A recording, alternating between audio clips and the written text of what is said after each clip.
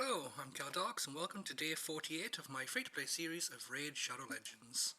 I thought we can start the day by jumping straight in and we'll just open these shards, because even if I beat the Fire Knight 13 and get the Sacred, I'm probably better off keeping that one, because the ancient shards are easier to fill back up, because if need be I can get 11 of them for 900 of these gems that I'm stockpiling for emergencies.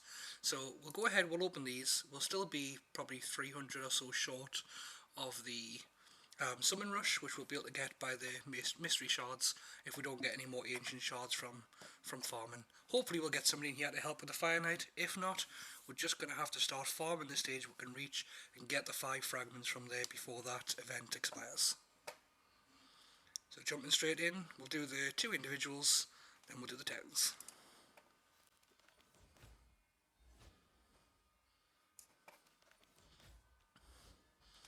Have an epic, Alika.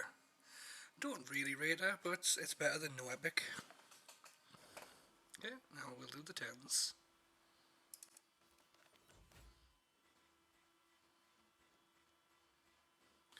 Apothecary is a great one to get here. He can help the Fire Knight.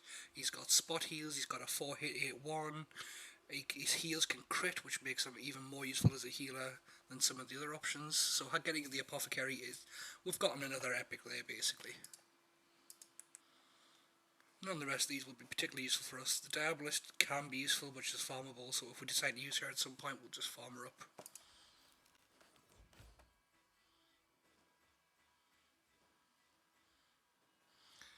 Now that screen is a good screen to get. I'm very happy with those pulls. The Skull Crusher, perfect champion for this stage in the account. We can get him into the clan boss, get the counter attacks going, get him. We'll start building a speed-tuned clan boss team with him for the counters, and we'll just hit even harder, which means Frozen Banshee will be able to entirely handle the poisons, which means Kale can be rebuilt to be entirely for nukage. The Aethel, that's like the 3rd copy. We can either use her as books or start using her for food. Don't think we'll need more than the 2. Obviously the one to use, the one for the upcoming dupe system. So we'll probably use her as a book. You can build 2 Aethels, but I think it's mostly just if you need it for the faction wars. But again, the dupe one can be used for that, so no worries. Aina, I'm not familiar with.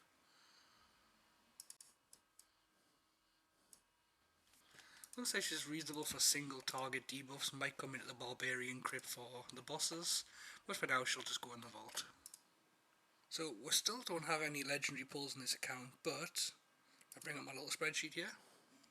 You can see we are now in the good zone for epics from ancient shards, so we are getting a little bit of good luck. The Spider, of course, is also a dupe. I'll throw him in the vault because having them could be useful for getting the HP and defense stuff up with the dupe system. But I'm very happy for the Skull Crusher. He can also help with the Fire Knight. We can throw him in, let the Fire Knight go once, everybody counterattacks, and we'll just start driving that damage in from there. So I think the next lot of 40s, rather than being used to bring these up to the 5-star for more for another 6, are going to have to be used to get that Skull Crusher straight up to the 5. The best thing about the Skull Crusher is that we don't need any accuracy. Accuracy on him can cause a problem because it'll put a heal reduction, which wastes one of the 10 available debuff slots for the clan boss, and we don't want that. And I can get the heal reduction elsewhere for the Fire Knight, so we'll build him for clan boss and we can use him in other places. And because we've been stockpiling,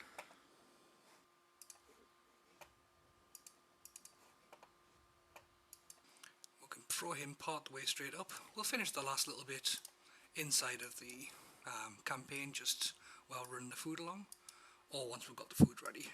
We need some more 4-star foods. So because I failed the Dungeon Diver, I can no longer skip this middle Artifact Enhancement, so I have to get all the points down to 2,625. The plus side is, if we can get to the 1,500, we can get a load of energy to run some more of those champions up and get some more silver going. So we're going to jump into some of the people who have got partially rolled gear or gear waiting to roll and get them done. One example is the Armiger, who's got this defense that needs to roll up at 12. Unfortunately the last roll was useless. If this was a crit damage amulet, I'd probably try and go straight to the 16. Since it's only defense and I'll want to replace it with the crit damage, we'll leave it as it is, and we'll bring this defense banner up to the 12 as well. It only got these 4 speed for the yesterday's, roll any piece of gear 4 times. So flat HP is not that useful. I mean, it won't be completely lost with this HP percent next to it. That gives my armature a bit more survivability. I might try and roll this up to the 16 during the Artifact Enhancement as well. But first I want to see if there's anybody else where I've got bits of rolls done. I'm torn with this War Maiden about whether to rebuild her entirely for debuffs and just hope that I can still do enough barbarian damage for the faction wars. Once I do some selling, this will go to 16, but for now we'll get it to the 12 and just add a bit more damage to the Gaelic.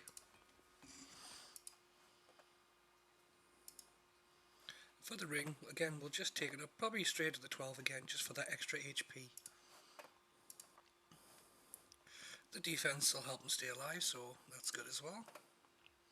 I would have liked it to be attack percent and defense percent, but we can't have everything.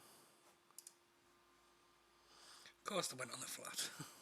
But at least I got that HP up, which is a bit more survivability for another one of my Fire Knight people.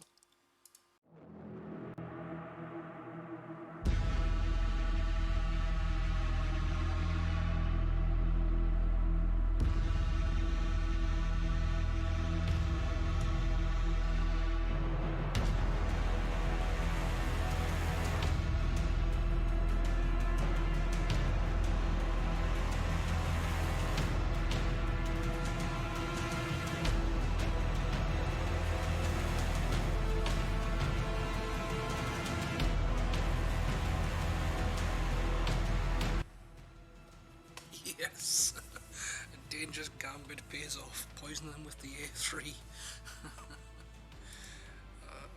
At least the next affinity doesn't have the negative, so I can bring the armature back in, which should hopefully make a bit of a difference. The armature needs more speed before that plan can work, but at least I'm one step closer. So we're now into day 59, and it's been good progress so far. The Skull Crusher is ready to go up to 5 stars.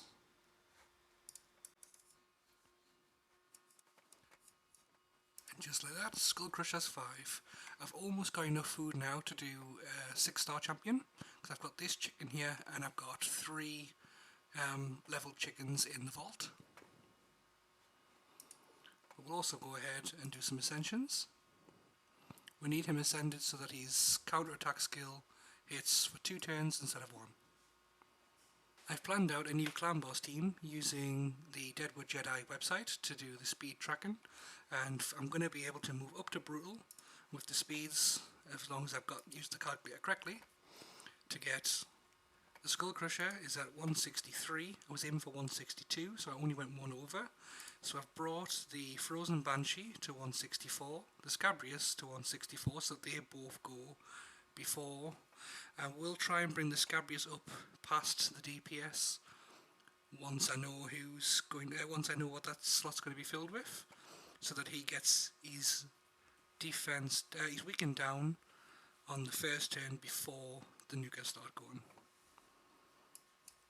So far, the plan is Skull Crusher for the counter attacks, Scabrius for the leech, Frozen Banshee for the poisons, Rearguard Sergeant for some heals and the ally protection, so it's only the 5th slot that I'm still working on.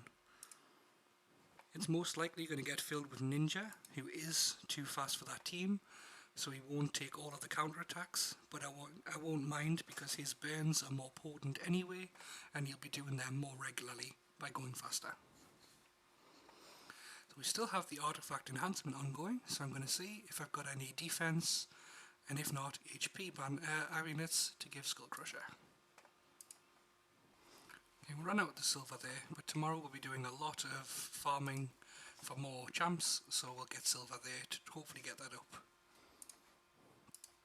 So I have managed to beat the first Doom Tower boss again this month, the Celestial Griffin. It was probably a little bit easier than the Magma Dragon, so hopefully I'll be able to get up and beat the second boss this month. We managed to get the fragments from the Fire Knight tournament. It took a lot of the energy refills I've had built up, but that's the Vlad 70% complete now. So we've got the Ice Golem tournament between the 9th and the 12th.